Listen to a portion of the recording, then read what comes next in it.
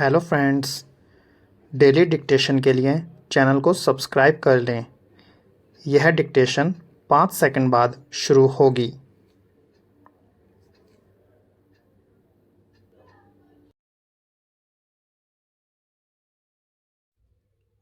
Start.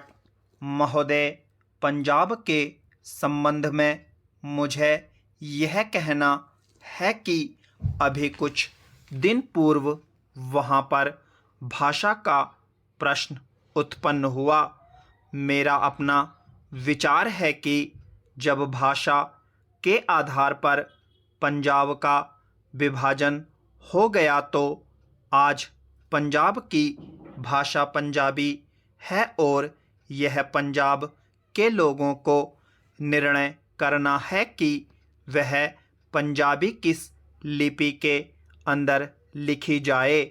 लेकिन एक बात मैं पंजाब की सरकार से आपके माध्यम से निवेदन करना चाहता हूँ कि आज जब पंजाब के अंदर 45% लोग इस प्रकार के हैं जो यह कहते हैं कि हमारी अपनी मातृभाषा हिंदी है, तो पंजाब की सरकार को अल्पसंख्यकों की भाषा को संरक्षण देने के नाम पर दूसरी भाषा के रूप में हिंदी को मानने में किस प्रकार की कोई आपत्ति नहीं होनी चाहिए। इससे दोनों के संबंधों में मधुरता आएगी और किसी प्रकार के अनावश्यक आंदोलन से हमारा सीमावर्ती राज्य बचा रहेगा।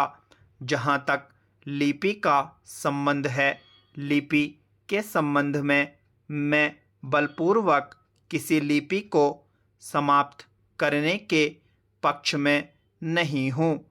मेरा विचार रहा है कि देश में अपनी लिपियों को सुरक्षित रखते हुए अगर प्रादेशिक भाषाएं किसी एक सामान्य लिपि को वैकल्पिक लिपि के रूप में स्वीकार कर लें तो देश की अनेक भाषाओं को निकट आने में बहुत बड़ी सहायता मिल सकेगी। अगर पंजाब के लोग भी इसी आधार पर विचार कर सकें तो मैं समझता हूँ कि यह पंजाबी भाषा के हित में और देश की एकता के हित में होगा। अंतिम बात जिसको कहकर मैं अपना भाषण समाप्त करना चाहता हूँ वह है प्रश्न जो आज पंजाब और हरियाणा में तनाव का कारण बना हुआ है, और वह है चंडीगढ़ का प्रश्न।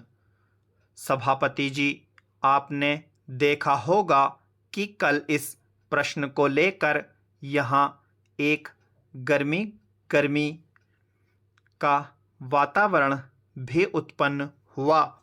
इसके लिए मैं मुख्य रूप से केंद्रीय सरकार को दोषी मानता हूँ। सरकार की अपनी आदत है कि जो इस प्रकार के विवादास्पद प्रश्न होते हैं उनको लंबा टालने की इसकी प्रवृत्ति बन गई है। सरकार सोचती है कि अगर कोई प्रश्न लंबा टाला जाएगा तो लोग भूल जाएंगे और अंत में तनाव स्वतः ही नहीं रहेगा। इतिहास इस बात का साक्षी है कि जिस प्रश्न को सरकार ने टालना चाहा, चाहे मैसूर महाराष्ट्र का सीमा विवाद का प्रश्न हो, गोदावरी या कृष्णा के जल का झगड़ा हो। महोदय, पंजाब के अंदर चंडीगढ़ का झगड़ा हो, सरकार ने जिस झगड़े को टालना चाहा वह झगड़ा और अधिक उग्र रूप लेकर देश के और सरकार के सामने आया।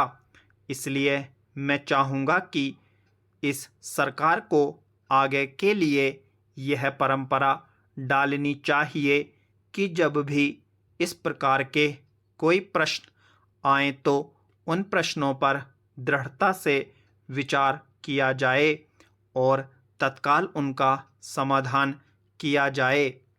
वर्षों तक उन प्रश्नों को लटकते छोड़ लोगों को आपस में संघर्ष का अवसर नहीं देना चाहिए। मैं आपसे निवेदन कर रहा हूं कि जो राष्ट्रीयकरण के समर्थक हैं वे भी राष्ट्रीयकरण को साध्य नहीं मानते।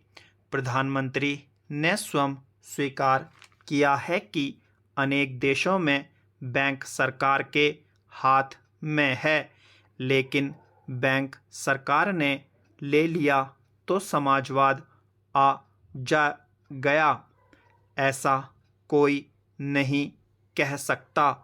जिन देशों में समाजवाद नहीं है वहाँ बैंक सरकार के हाथों में है। फ्रांस में समाजवाद नहीं है, सरकार ने बैंक ले लिए, और ऑस्ट्रेलिया में बैंक सरकार ने लिए थे। स्टॉप।